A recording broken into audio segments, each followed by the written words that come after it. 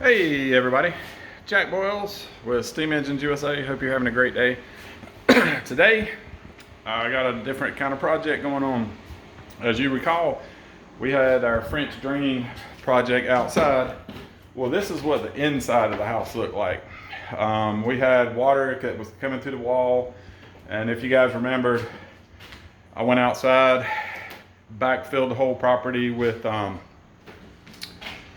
8-inch pipe across the front of the house, 6-inch pipe, drain lines running to the back of our property. Well, now we're addressing the inside.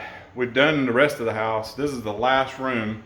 This is a big den room. We've taken pretty much everything out of this room. But take a look. This was what the old water like. So you can see rotten boards. So we'd taken this paneling. It was this old wood paneling stuff. Peeled it off the forward facing wall of the house. And you can see it's kind of typical of a basement where you have water come through. We were draining, we had water was basically coming in this section right through here. Since then, we've waterproofed the whole entire outside of the house. We put dehumidifiers in here. I'm gonna be ripping these bottom boards off all the way across, putting new boards, cleaning this brick. This is kind of like a salt.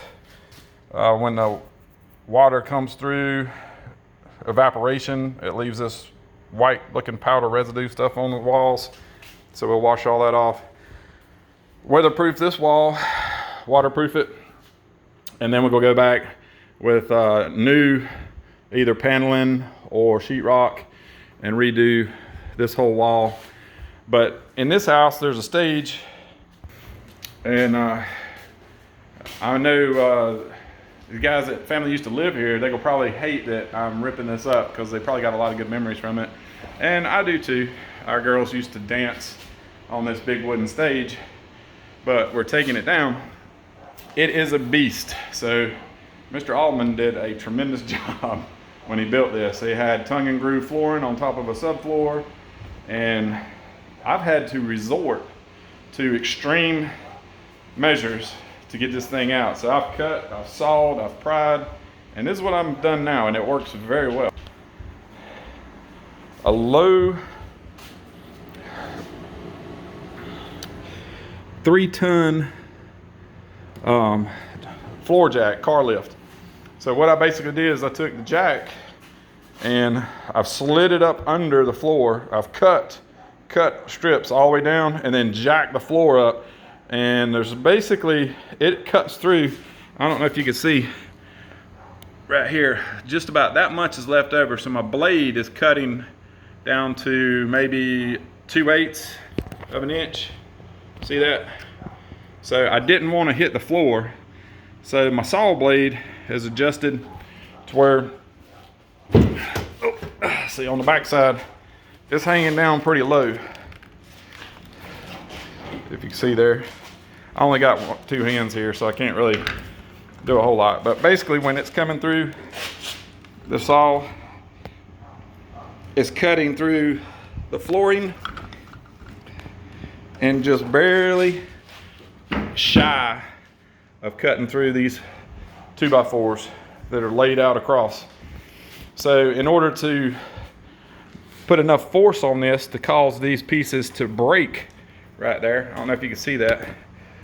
So I'm needing to get it to break so the whole thing will separate and then lift out. And that's what the floor jack, car jack, has been used for. So I jacked that thing up, ripped the whole section, that whole floor section out, so then I can carry it out to our trailer to haul it away. So big, huge section of floor. And I mean, that's probably, I don't know, maybe 100 pounds worth of wood, maybe a little more. But trying to pry on it with hammers and pry tools and stuff, that stuff will kill you. That'll wear you out right there. Bring in a good old low rise floor jack. And that sucker right there is the trick.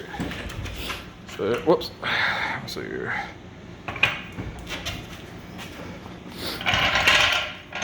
So basically, when this thing's back here, I ended up extending this, and you can see these are like a professional racing 3-ton lift, so it lifts pretty quickly. But when I maxed this floor height out, lifting that floor off the subfloor off the bottom of the basement here, I could just come over here and just step on this side of the floor, and it caused that to snap. And then now we can carry it out. Rip the boards right off. Down and dirty way of ripping this bottom and subfloor out. And it works for this project. It may not work for every project, but I'm happy with the results. So once we get done here, we'll be painting this room. We got to finish the ceilings, light fixtures, finish the wall on the front of the house, weatherproof it, water seal it from the inside.